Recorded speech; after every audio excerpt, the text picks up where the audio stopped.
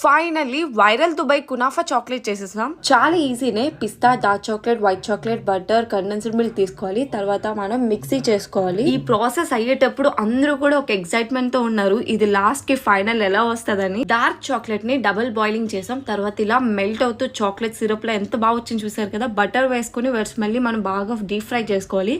అది చేశాక పిస్తా క్రీమ్ ఉంది కదా, ఆ పేస్ట్ ని మనం ఫుల్ గా మిక్స్ చేసుకుని వైట్ చాక్లెట్ కూడా మీరు బాయిల్ చేసుకోండి. ఇలా ఒక మౌల్ లో డెకరేట్ చేసుకోండి.